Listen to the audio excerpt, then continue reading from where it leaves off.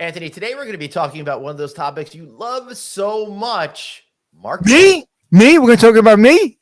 Oh, yeah, that's a good point. Maybe you don't like this topic so much. Maybe next time, find out. I'm Anthony. Welcome to No Vacancy Live. That's my friend Glenn. You're watching the #1 show in hospitality.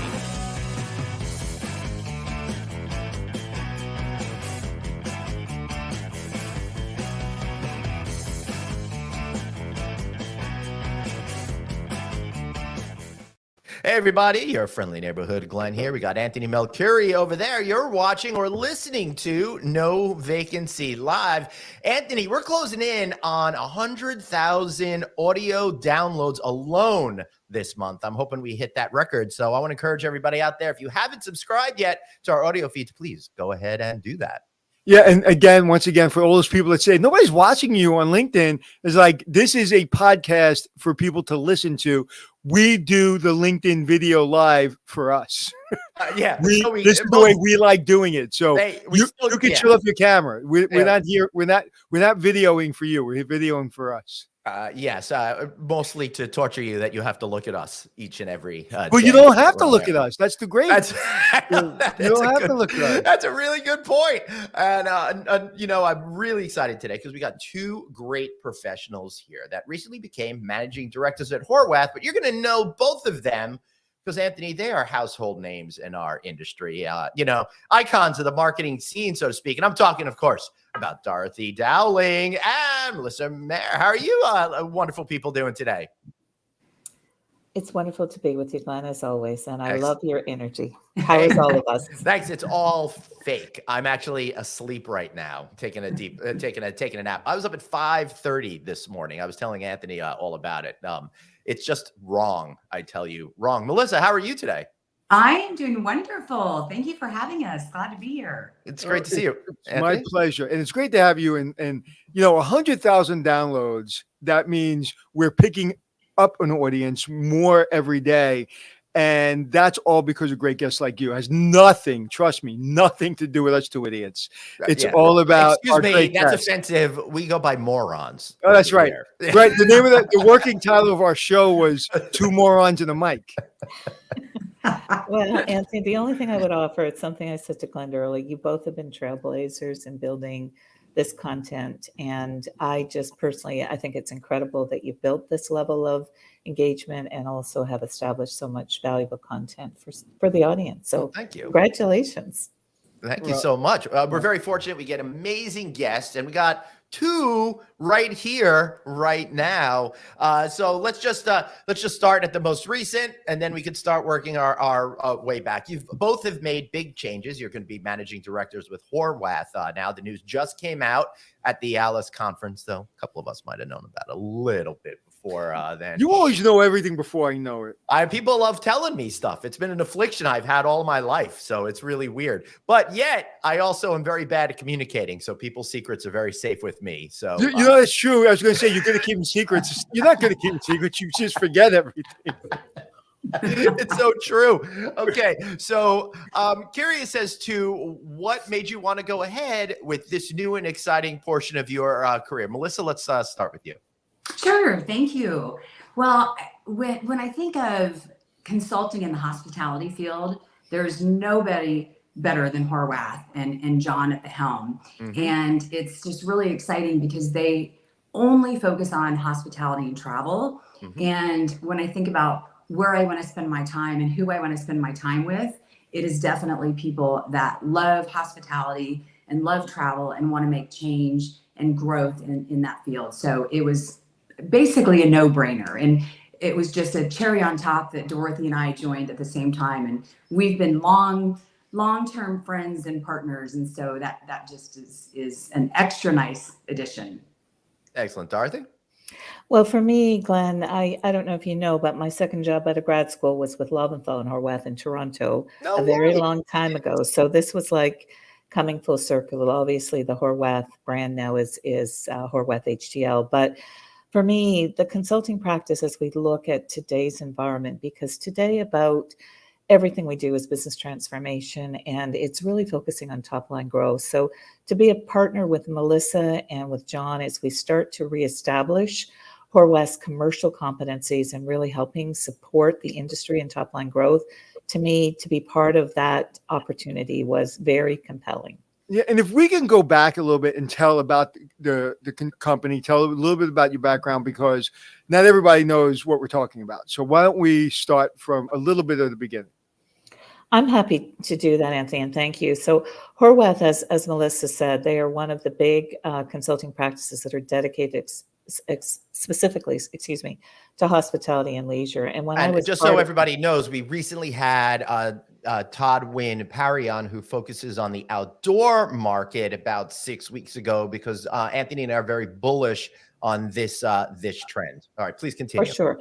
Yeah. So when I was part of the group originally, obviously it had a very large research, commercial, real estate piece of the puzzle. And now it is really, again, re-energized around that broader spectrum in terms of service delivery. Mm-hmm. It is the largest practice that is dedicated specifically to the industry. And we have many local offices around the world that really understand both the domestic and then also the integration of how business is really built across the globe. So hopefully that gives the audience a perspective on what Horwath does and how they really help hoteliers, REITs, everyone that is associated with a hospitality practice, like Glenn alluded to, in terms of the outdoor space. Partners like that I worked with before, Aramark, that has a very large presence in that space. It's supporting all of them in their commercial growth and also their revenue growth kinds of business needs. That's pretty cool. So Melissa, so as a hotel and I called you guys, tell me what the first steps, what that looks like. Well, I think the first step is the hotel needs to obviously know what they're solving for.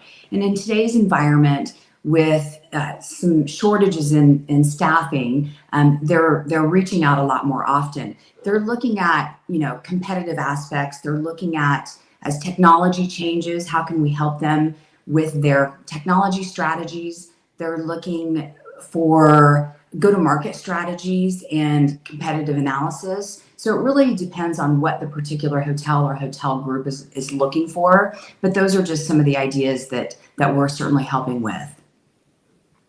Yeah, that's absolutely important. I feel like when it comes to hotel marketing, it's not necessarily that people are doing it wrong. It's just that they don't know what they don't know, particularly when we're in a world that everything is changing so fast when it comes to making meaningful connections with guests. Now, Dorothy, back in the day, your previous tenure with Best Western, I thought it was interesting when you started to introduce the concept of the entire customer journey. And I recall the year you did that, you were really one of the first folks to go ahead and start thinking about that. The idea of capturing people's intent to travel when they're still thinking about it and fantasizing about it, going all the way through the stay and then, being friends with them afterwards. How do you see that playing out in today's marketplace? Well, thank you, Glenn. And I would offer that customer journey framework has only accelerated. Part of it has been the change in the cookies on most of the digital platforms. So individuals now have permission requirements that are forthcoming in terms of how they communicate with their audience. But what has happened is that customer data platforms have become fairly common in most large organizations. But to extend that even beyond the individual transient customer now is also the buyer journey and understanding the managed environment in both the leisure space and the business travel space and how they're making their procurement decisions and understanding all of the decision makers that are involved in that decision-making process and making sure that you have all of the right support mechanisms to help them make that decision. So that is that customer journey. It's understanding when they begin the research process and then continuing as they shop and then hopefully during the stay and post-stay. So loyalty and customer data platforms have accelerated in relative importance in terms of brands. And then, of course, on the buyer side, it's again trying to understand your CRM strategy in the B2B space to make sure that you can own as much of that possible buy from a customer as you possibly can. Right. What's the one thing, if you had one thing to impart to an owner, whether it be an older owner, meaning they have legacy properties, or it be somebody coming into new, this is what's different about your guest. Melissa, maybe you want to take that. From 20 years ago to now, if you don't know this about your guest, you're probably not going to be successful. And just one thing before Melissa speaks, I think you started in 2001, 2002 with Expedia. So you were there early on and really seen a lot of change. Please continue. Yes, you're right. I started in 2001 when the internet was and online travel was really starting to take off. So it's been a fun journey. Anthony, that's hard, just one thing, but I would tell an owner or a hotel group the changing trends and buying habits of the customer they need to know. You know, as younger travelers are purchasing more on using social media and buying on TikTok and Instagram, they need to know the trends of the younger travelers that are just now starting to travel a lot more and spend more money, and also continue to understand the habits of folks like my parents that have been traveling for years. And I think having the variety of the different tools and habits that people use is incredibly important. And what was relevant. And because they're not trends, it's a new way of doing business. And, you know, I remember my friend David Malilly, who opened hospitality back in the day. Currently CEO of Logic. And then went on to be CEO of Pegasus. He tapped me on the shoulder very early on and he said, "Hey, I'm leaving." He was general manager in the same company I was general manager. He goes, "I'm leaving.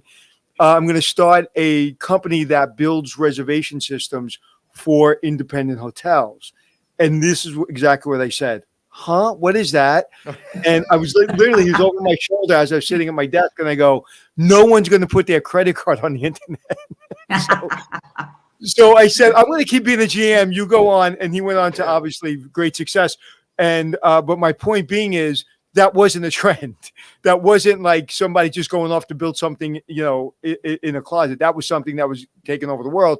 Same thing. If you don't understand what you just said, this is going to be true 20 years from now. So this isn't a trend. And I think everybody's kind of over realizing it's just not a trend. And people buy. They said, and like right now, people are looking to close down TikTok, but they say that TikTok dwarfs all social media combined with people's attention and buying power. Crazy.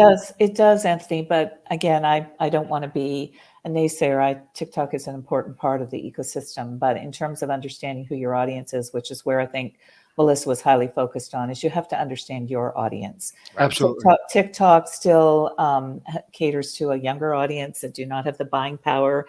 And part of what Melissa was referencing is we do have to understand where the money is, follow the money, and make sure you're being relevant to the customers that are your audience.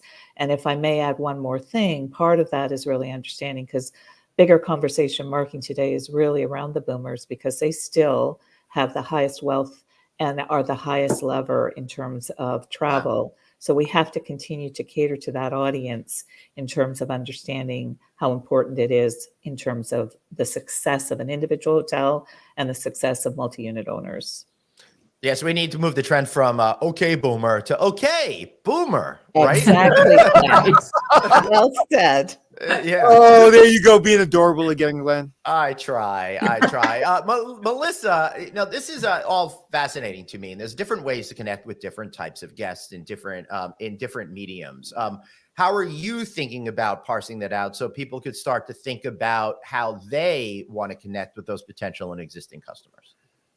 Yeah, I think that's an interesting question, and I think it's hard for owners and operators, but I do think it's trying a variety of different methods and really seeing what works. And I think in the hotel space, there's a little bit of a tendency to not want to try too many things, particularly now again with COVID and being short-staffed. But I think you've got to try the different trends and see what sticks. Right. And then, focus on keeping, as Dorothy mentioned earlier, keeping the customer and that loyalty aspect. Get them in the door, treat them great, have great experiences, and then get them to return. How do you discern between content that doesn't stick versus content that really hasn't had a chance to find the audience yet? So I think that is a really important question that you're asking, Glenn. And I think that is a conversation between brand building versus performance-based marketing. Right. And of course, the appropriate business mix years ago was a 50-50 split so that you had a long-term as well as a short-term engagement plan. But the reality is that performance-based took hold because it was easier to attribute outcomes. But the bottom line is that you do have to have that long-term engagement plan. So even the things like Anthony was referencing in terms of TikTok, it has to be part of the marketing plan, but you do have to just put a different metric on it in terms of what performance and success looks like. If I could just go back to the question you're asking in terms of the individual hotelier, one of the other components for me is helping them establish priorities, because today demand is outsized. Pricing power, of course, is extraordinarily strong and is expected to remain that way for the foreseeable future. But what hoteliers are really struggling with is talent and the overabundance of business that's coming in, and how to make decisions around some of those short-term wins versus long-term.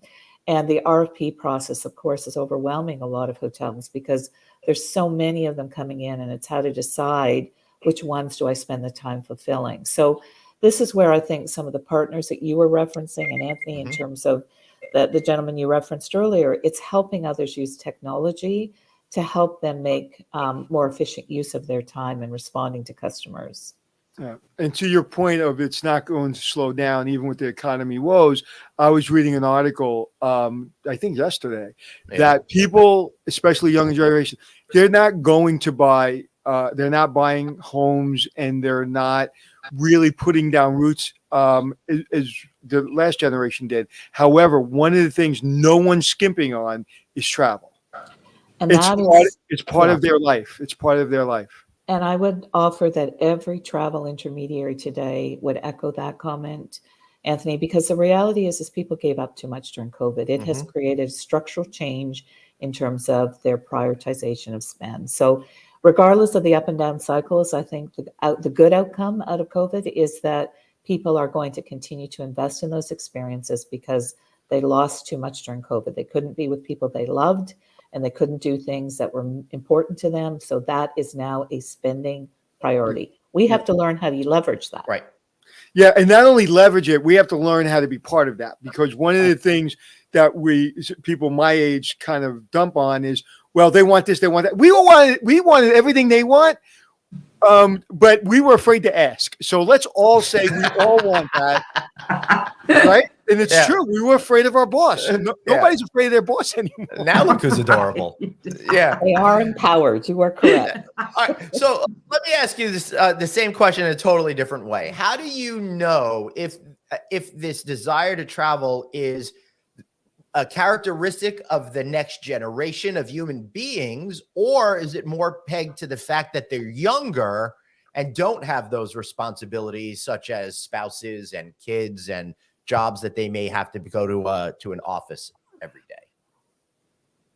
They're actually, if you guys can answer that, but in the article it said the trend is with the 40-somethings. It's really? Not 20-somethings. They're seeing more 40-somethings travel and not give up travel, and they're working with their family as they're traveling. So the trend is the 40-year-olds, not the 25-year-olds.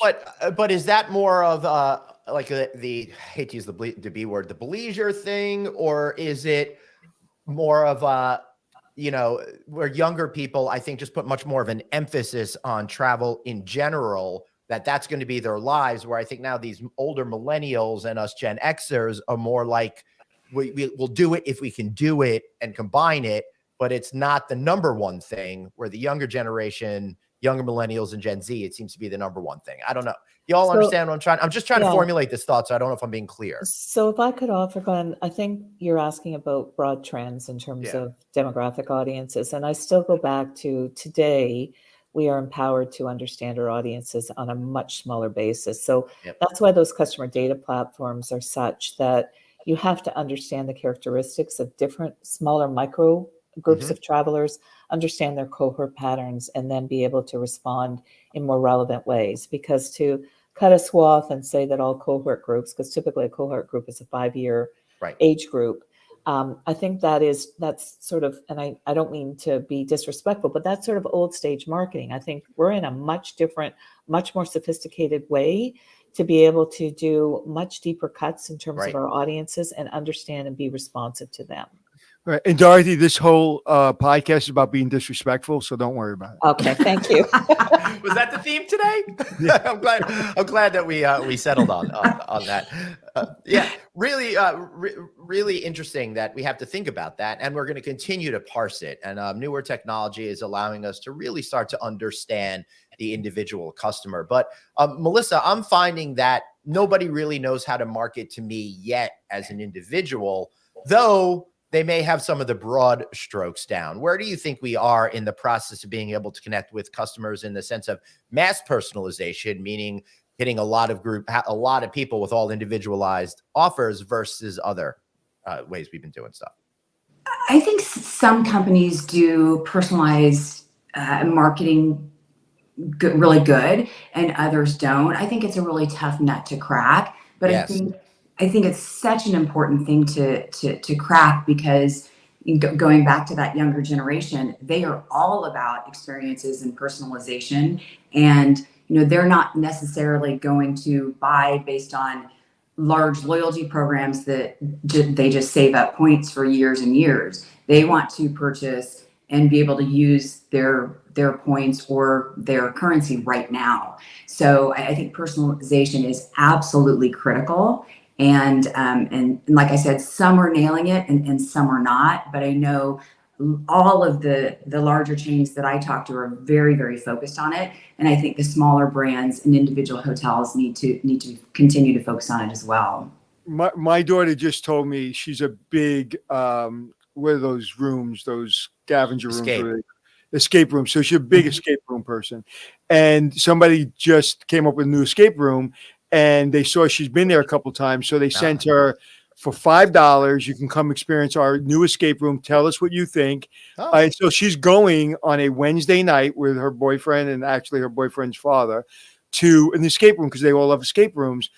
And she goes, I loved it, the fact that they asked me and they texted me, and I felt very special. And she literally said that to me last night, as opposed to Glenn, who still gets golfing packages, and the man's never golfed in his life. I've been complaining about that for 20 years. That's not true. I was pretty awesome at miniature golf in the late 70s. But to your point, so Melissa, to your point, that's true. It's very important. And some people are doing it good, some people aren't. But I don't understand the point you made where it's a little bit complicated. Why? With all the technology we have, with all the systems, with all the companies out there, with all the credit card reports, with everything you can buy, why is it complicated? I don't understand. I think it's some of the technology, unfortunately, is a little bit old school. Yeah. And that's why I think focusing on technology today is incredibly important, because some of the technology that is out there today is very focused and very quick, and to install or to use or to train your hotel staff. Yeah. So I think hotels really need to flex, spend a little bit, and try new technology. And I checked into a hotel in New York, a very large brand hotel, not too long ago. I've stayed at that hotel 7 times, and they didn't know. Yes, didn't know a thing about me. Is this your first time at the hotel? Was the question. And so I think hotels like that can adopt new technology fairly quickly and be able to use metrics and analyze and make fast decisions. I had a friend post on LinkedIn yesterday that he's a million miler on Delta. He's been a million miler for a couple of years now. And when he went to his seat, there was a card that said, "We truly appreciate that you being a million miles." And he posted it. And he posted it. It looks handwritten. I don't know if it's handwritten. It might be. It might be. I was looking at it closely. It could be. But one of the flight attendants could have done it that moment. Well, I know I get ads for windows and siding replacement that look like they're handwritten. I don't know. Yeah, right. But I think it might have been because it was a little like hand drawn butterfly, so it might have been. But my point being is, he's a vice president of a major company for culture and human resources, and that made a difference for him. And he's like, that's why I love Delta, and that's why I always fly Delta. It was a card. It was a simple little gesture. But that's what we want. We want simple little gestures.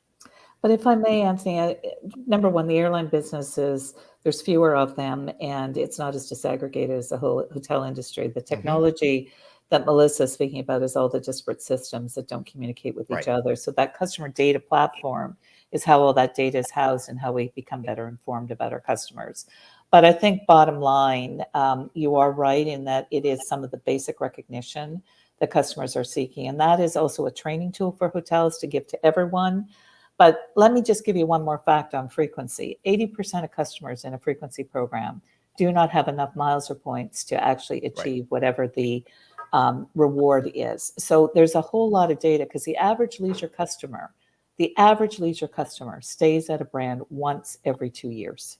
Right. So in terms of the size of the audience and keeping track of all of that information and becoming very informed about an Anthony Malacori that may stay here once, Mercury, and then somewhere else, that is the challenge that we all have. So it is just the volume, and then it's the frequency, and it's the disparate systems that we're all fighting to get better informed to be able to be more relevant. And I agree with everything you just said. However, there is a however.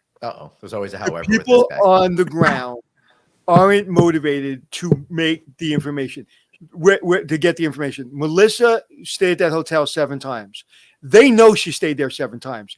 The front desk manager is not making it part of their reporting to pull a report to say who's our repeat customer, put them in some kind of DV, distinguished visitor or VIP program, star their reg card, and say you need to greet them and let them know, you've been here 7 times. Thank you so much. I appreciate it. That is a simple management policy. So I agree with everything.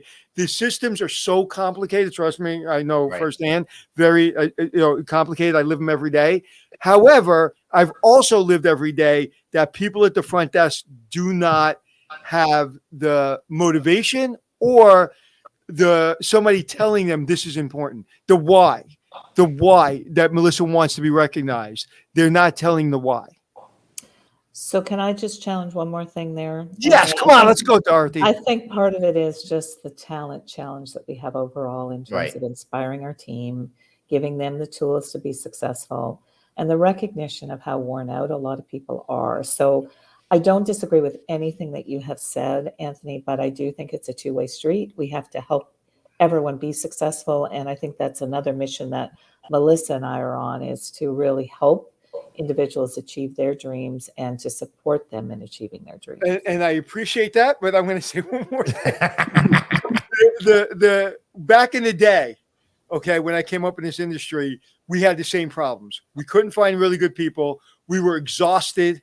We were working 80 hours a day, could never find good people. To the day COVID happened, this industry was always struggling to find good people. So I just think it's always been a problem, and the solutions you're talking about will help.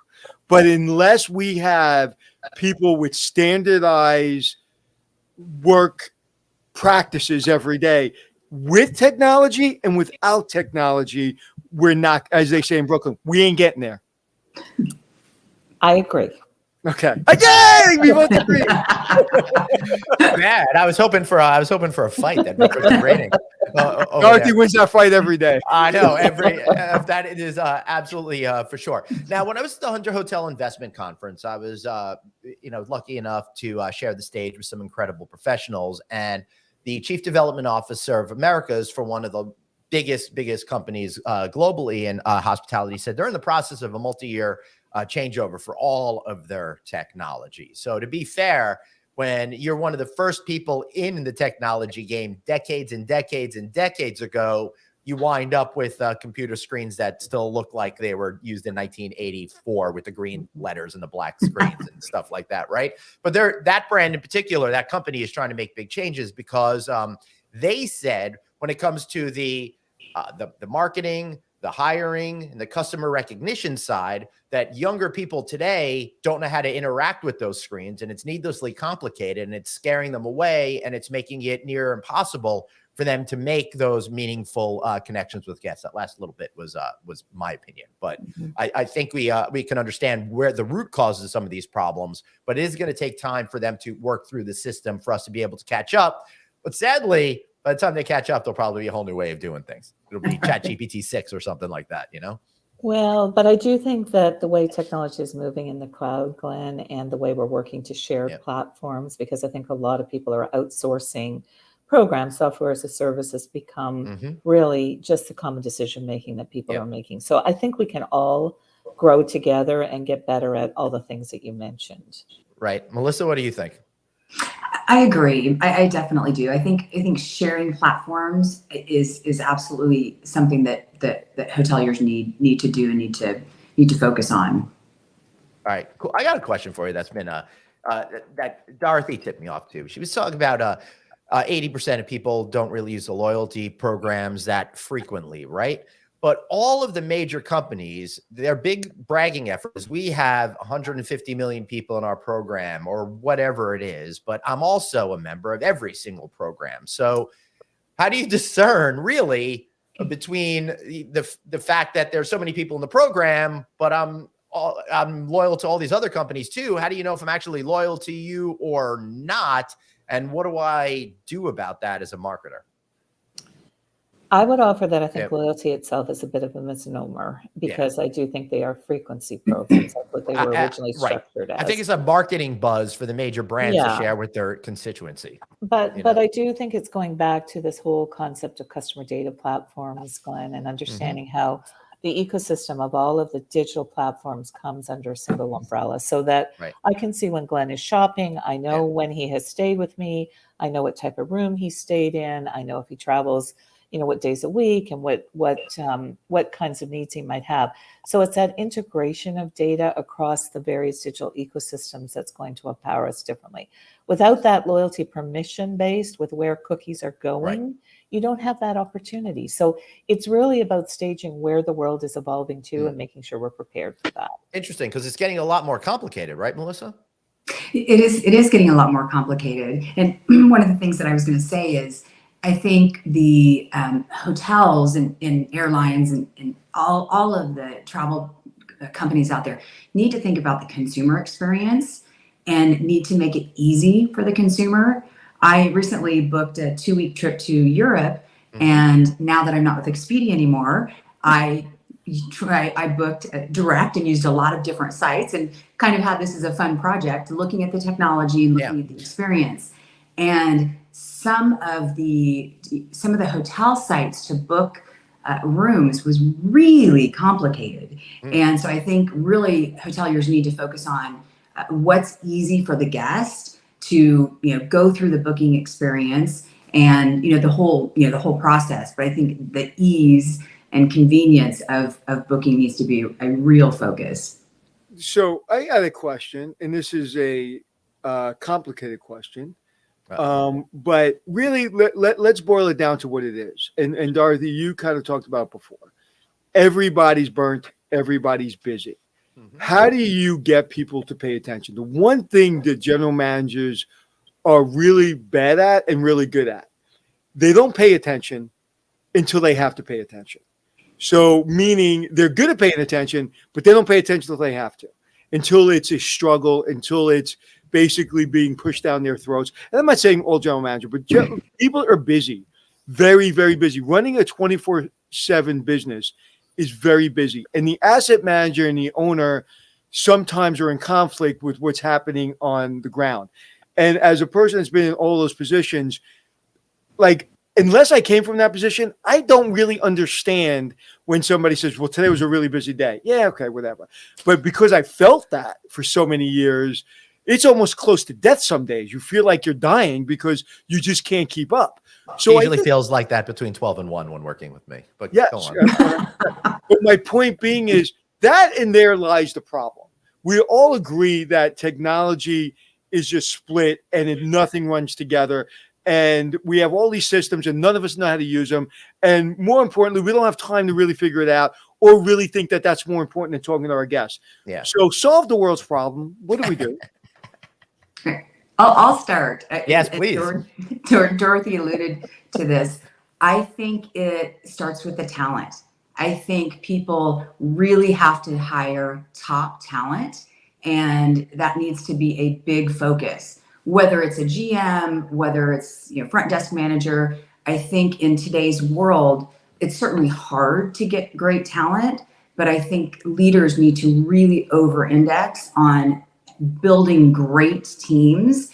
And I think great teams can influence change, they can influence inspiration, and they can convince the front desk to greet the guests and learn more. But I think it really starts with the talent and putting a huge focus on that. And I absolutely agree with Melissa. And I go back to something you said before, Anthony, in terms of when you were in some of those roles, it's about driving culture through the talent. And that requires leadership growth as well. And it's a tough environment today because business is good and business is going to be good for the foreseeable future. So the boat is rising with all tides. And this is where, people have to be thoughtful about business transformation and how to drive and plan for tomorrow. But you talked about culture. You talked about it starts with accountability at that leadership level and driving it down through the team.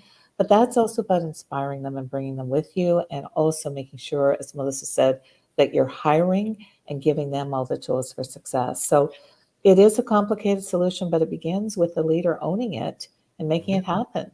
And one of the things some people understand and are willing to do it, and some people aren't, is that really top talent is expensive.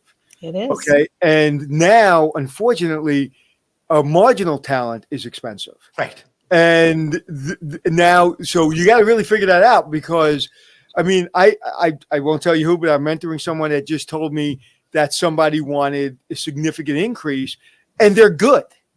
They're not the best, but they're good, and they're getting the highest market salary, and they want more. Wow. And that's okay because things are expensive, and I understand that. That's a problem. Back in the day, you knew the general managers in the city that were expensive. And they earned it, and nobody that wasn't getting that money got upset because they set the standard. Now it seems like everybody wants that money, even if you're just good. And there's a separation between good and great. And so that's another issue we got to deal with, because talent is expensive. Well, I do think it's a talent war, but I do think the hospitality industry as a whole has underpaid. So this is more of a course correction. Yep. And I do think the pricing power is with the industry. And so I think this is about investing in talent and thinking about it differently. And we've also got to build the hospitality industry as a career destination once again. And that means that there has to be pathways to development, and there has to be appropriate levels of compensation. So it's a challenge, but I view it as an opportunity because business is good. So talent will bring more revenue to the owner with the right kind of talent at the top. Right. And I really liked yesterday's podcast, Glenn, if you want to say who was on yesterday. And I was just reference Ashley Johnson, who is the executive director of the Marriott Sorensen School for Hospitality Leadership at Howard University. And Dorothy, we're talking just about this, right, Anthony? Yeah, we're basically saying that obviously we want more diversity, but instead of kind of starting in the operation, we're starting at people, or they're starting at people that are already in business school, ready in, finance and real estate. And they're going off into these other corporations and they're saying, time out, let me show you this view. So instead of having to be a general manager or work in a hotel, we want you to come in and we want you to understand, obviously, operations, but you don't need to start in operations to be in the C-suite. And I think that is a genius way of getting specifically minorities kind of in the C-suite, because if you're at that level and you're going to Howard University, you're smart, you're open-minded, you're already on the track to become in the C-suite. We just want you in our C-suites. And I think it's brilliant. I agree. And I would also offer, I think there's a lot of innovation on the front line where people are rewriting job descriptions to be much more open in terms of what do they really need at the front line, and developing up the right career development for those folks so that you can get individuals that have a high school education. Yep. University is one level, but we do have a lot of frontline staff that we have to encourage to join our business. So I think it is a stratified approach, just like all marketing. Talent marketing or employer branding is becoming an important part of the business mix today. And that is something else that Melissa and I are very committed to in terms of helping businesses with their growth strategies. So is it the chicken or the egg? What I mean is I call him Dr. Culture, the gentleman that was on a couple weeks ago. What was his name, Glenn? Forgetting. You'll pick it up. Anyway, he's a doctor in organizational behavior. And he was a he wrote the Experience Economy book. I can't believe I'm blanking on his name. Now. And he's an absolute, really helped me think of things. And what I mean is that I asked him, I don't understand, and I don't say generation, but I don't understand the mindset today of, well, I'm going to work really hard and then I go home and then I'm working 40 hours and that's it. And he said, Anthony, you have to understand, not kids today, because I hate that term, but people today, you are paying them for their time. We didn't understand that. We didn't understand you're paying us for our time. We thought, at least me, I thought you paid me to do everything, not just my time. Like I am working for you and I'll do anything you tell me to do. And how do we start to understand that, appreciate that, but also have people understand you got to do a little more to go a lot further? What do we do there? I'm asking hard questions today. I'm asking hard questions. You are. That's a tricky one. I think it's, I think I grew up with the fact of, working 18 hours a day is the right thing. Right. And I recently. And don't complain about it, Melissa. No, and I didn't, but I also just took a year sabbatical to decompress, which I'm very fortunate to do that. But it really helped me refresh. Right. And so I think there's got to be a bit of a balance. And so I think going back to culture and leadership, the leadership needs to inspire. And if the employees are inspired, they most likely will work more than their 8 hours or give more in their role. So I do think it stems from having a culture where employees, get out of bed and want to go to work and are excited to go to work and not have to work, 24 hours a day, 7 days a week. And so I totally agree with what Melissa said. And to me, Anthony, it is really understanding the audience. And there are various segments in terms of the employer and employee base that we have to be understanding that not everybody is wired the same. Mm-hmm. And that is where this whole idea of looking at talent as, a customer group that we have to understand their needs, wants, and how to be relevant to them and build the right kind of marketing and talent engagement plans for them. So I grew up in the same world that you did, but that is not the world of today. And I always say that we have major transformation going on in the labor market, in the economy, and in technology. And so we have to shed our old mindsets in terms of what it was like for us and start thinking about our audiences differently and putting together a different plan of how we can be relevant to them, think about our industry in terms of what we need, and making sure that we are talking the talk and walking the walk the way they want it, not the way we think it should be. Right, so, but really, I think what you said as well is it's what we all want. We want to be respected, and we want an environment that facilitates us. And I was just talking to someone that said, I'm bad at this, but actually it was a manager of a restaurant. I was in this restaurant. She's there 15 years and she's always excited.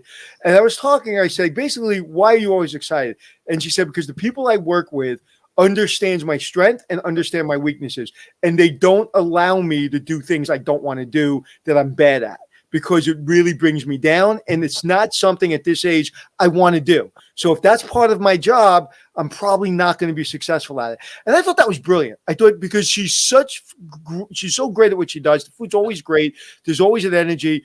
But she said, my bosses, without me ever telling them, they know the things I just don't like doing and I'm bad at. And I think that that's what you're talking about. You're talking about you have to earn people wanting to come to work. And, this is our 749th show, as Dr. Producer Zan just told us in comments. Tomorrow, 750. We didn't do it last week. We only do it Tuesday, Wednesday, and Thursday. I'm friggin' busy like everybody else. Glenn's busy. We're all busy. I cannot wait to get on this podcast every time I get on it. And I'm not that guy, because if I don't like something, I'm out. And I love doing this. And because Glenn makes it easy for me, the producers make it easy for me, and it's fun. And I think that is the secret, Melissa, what you just said. It's we all want that lifestyle. So let's just pretend that we all want it and stop pretending that we like working 18 hours a day. Because could you imagine taking a sabbatical 15 years ago? You would have never thought of it, because everybody said you're weak and we're going to run over you when you get back and you're done. Exactly. I think one thing too that ties into that is, I think leaders today need to have conversations with their employees, and just like the restaurant, they need to know, what employees are good at, what their strengths are, and if they can substitute other areas that they're not good at, great. But I think it's really important for leaders to sit down and have those conversations with employees. And if employees want more, maybe it's not just money. I think leaders need to get creative. And I remember my very first real job at the Courtyard by Marriott, and I wanted more money. And instead of getting a raise, I asked for free dry cleaning. So for a person just right out of college that was now starting to wear suits to work, that was a really big perk. So I think leaders today need to think about, what are the other big things that they can do, hiring an executive coach, for example, which I think is very important, or helping someone get their MBA on it from a financial and a time standpoint. So I think leaders need to just think outside of the box and get creative, and again, know what their employees want, because it's not always just money. Yep. All right. In the last few minutes that we have, I want to go back to this marketing question, because there's a lot of general managers out there that just don't get it. And I know every hotel is different, and the types of hotels, et cetera, et cetera. But what are a couple of things that these folks at the property level could start to think about in order to drive more business to their hotels through their own marketing efforts? Melissa? I think one of the things that's really important is spending time in their hotel, being a guest, spending time in the coffee shops, experiencing the hotel rooms and the housekeeping, and really knowing what the guest experience is like. I think is incredibly important. It sounds very basic, makes but sense. I think it's important. Yeah. I always wonder if general managers have actually been in most of the rooms in their hotel and stuff like that, and really get an idea of what it's like. Obviously, it's not practical at Venetian Palazzo, for example, but if you've got 80 rooms or something like that, maybe it is. Dorothy, how do you see this? Well, I think if you look at the data, Glenn, there has been a major shift to business moving to backyard again. And when you look at the major companies, they have portfolios of brands where the customer has many choices to be part of a loyalty program, to participate at many different hotel products. So to me, it is around making sure they have the right top line talent at the hotel. The GM has to be focused on a commercial leadership role. And there's lots of solutions out there in terms of fractional sales and fractional digital marketing support. But the bottom line in terms of today's environment is the business is good. If they want to drive it better, they need to have the right commercial resources and understand. If you look at Cindy Estes Green's data, it's the migration to backyard business and backyard sales is at the level when we started in the industry. So having someone understand that local lead generation and focusing on it is really important. And she's referring to Calibri Labs, which was started by Cindy Estes Green. Yes. And I truly believe today, because people are under so much pressure, rates are there, occupancy is there, that you need, if you're a leader, break your door, make sure it doesn't work, take it off the hinges. If you have a door to your office today, and I was a big door guy, close my door and I need to focus. I can't focus with noise. And so I'm a big door guy. But I would break my door today and say, I don't have a door. I don't have an office. I'm on a Segway and I'm going through the building. If you're not everywhere right now, whatever leader you are, whatever mid-level manager you are, if you're not rolling up your sleeve, I don't care if you're an asset manager or regional, I don't care who you are. If you're not, and we have examples, because again, almost 750 shows, where we heard regionals during the height of the pandemic that were in their buildings, flying around the country with 5 other people in the whole country, but they were one of those 5 getting into the hotels and making beds. That is the culture of today for our industry. If you don't understand it, we feel that obligation being here every day because we need to make sure that everybody's listening to all the different things that are happening so the younger generation could really understand what's going on at the top, middle, and line employee. And Melissa, you said something that made me feel really, really old because, and I'm not really old, at least not in my mind. Glenn, understand this. Not old. Getting dry cleaning and parking was worth more than $100,000. When I worked in New York City and I was a general manager, when I got dry cleaning and parking, I was the king. Yeah. I don't care. But listen, the doormen were making $200,000 a year. I was making $25,000 a year. But I was a king. Yeah. Just so people know, in New York City, a monthly parking spot could cost $750, $1,000 or more. So that was it. Listen, you just brought back memory. When I got dry cleaning, I felt like I've arrived. I really did. I love it. That's amazing. So now we know the future of Perks is all about dry cleaning. No, Dr. that's Producer Suzanne says today. the same thing. Yeah. Listen, now people are wearing T-shirts as general managers. They don't need dry cleaning. I don't know. I dry clean. I have a friend's daughter that's 5 years in her company, and she got a month sabbatical with pay. That's what they want. Mm-hmm. Wow. 5 years, month sabbatical with pay. Glenn, I've been doing this how many years with you now, and I've never gotten a sabbatical. That's a good point. With or without pay, Glenn. I know. We took you had last week off. It was just a short sabbatical. A mini sabbatical. With that check you sent me, I didn't get last week. No, you didn't get that? No. I'll check on that. Anyway, this is fun. Thank you, ladies. Any final thoughts on anything regarding marketing or just career stuff or anything about being an amazing professional? Dorothy, let's start with you. Well, the only thing that we didn't talk about was really ChatGPT and how it's transforming the marketing space. And I am a big fan. I have always loved sort of this evolution of the digital assistants. And I do think ChatGPT is that next evolution that is going to empower us to be so much more effective and efficient. And for me personally, it helps me get started often on a project because it gives you that first draft that you can then refine. So I look at that as our future and I am embracing it. Yep, for sure. And check our show on GPT with Alan Young of Puzzle Partners. I don't know the exact date, within the last 4-6 weeks or so. So check the And that's the secret. That's the secret to success you've had in this industry. Because people that have been in the industry for a while, they get it. And that's why you get it. That's why you've been successful. So many people that have been in the industry for a while, like, well, I don't understand. It's cheating. It's this. I use it. Not only I use it for every reason you just said. I don't need to do all that research. I don't have the time for it. But I'm working on something right now that I got from ChatGPT to get me started. But I spent 3 hours on it, but I didn't spend 12 hours on it. So it's not like when it goes out, it's not going to be something that I didn't put my DNA all over. But it saved me a long time from getting started. And I think that's absolutely the way to use it. Melissa, what do you have to say about that? Well, I agree with that. I think it's absolutely transformational. I spent some time with someone a couple weeks ago, and we were talking about ChatGPT, and she said it's going to be as transformational as when the internet arrived, and I wholeheartedly believe with that.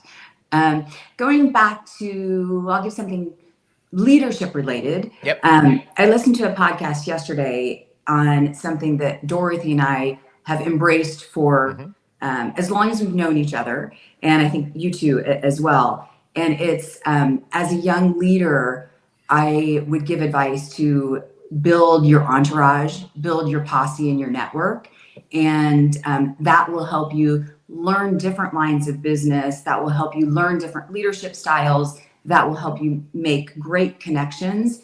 And I think once you build your entourage, they connect with your entourage's entourage. And I think that's something as a young leader in the travel business, that would be my advice. Yeah. And let me add something to that, Melissa, because you're absolutely correct. But I think we live in a world with short attention span theater, and it's hard for people to think about cultivating that network that's not going to pay off necessarily today or tomorrow. But for me, doing all that groundwork is now paying off after 20, 25 years, where all of those friends that I made when they were assistant to the assistant general manager now have all these incredible positions of power, and I could call them on the phone.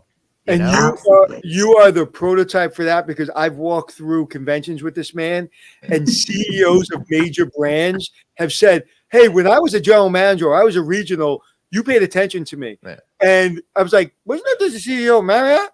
Like, or whatever brand it was. Yeah. This man has, to the point where I couldn't do it, he's outpaced me in being able to build that.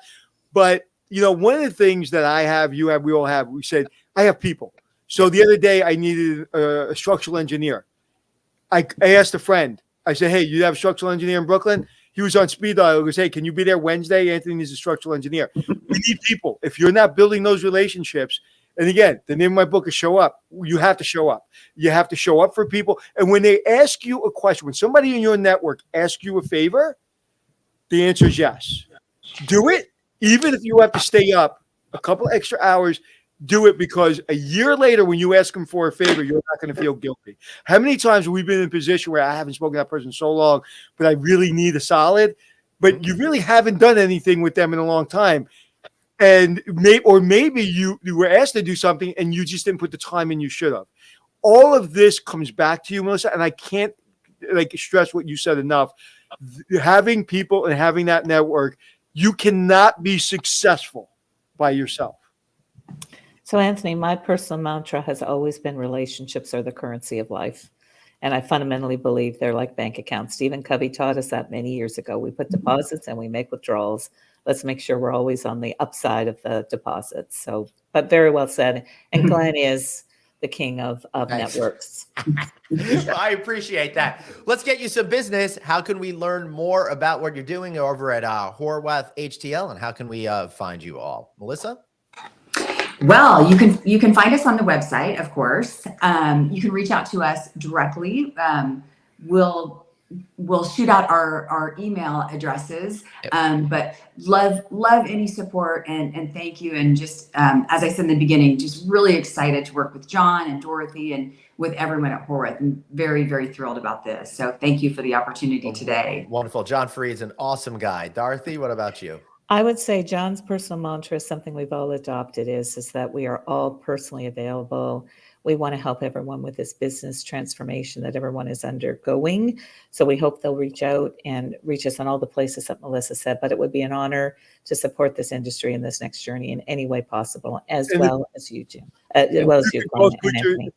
I'm sorry, I didn't mean to interrupt you. If you can both put your cell numbers in text messages, so I have in the message, so I have them. There's a private chat box there. So I got to keep building my people. Yes, exactly. Listen, you may get a call at 3:00 in the morning on Saturday saying, "Hey, I need you in Dallas. I need some support."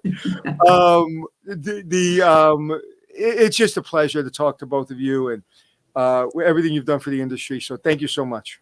Thank you. Thank you. Thank you. We appreciate you, and we will see you at the next industry event real soon. Thanks very much. And have a great day at that panel. Dorothy's going to be on a panel at an event today, so enjoy. Booking.com. Yes. Yep. Thank See you. Later. I'll say booking.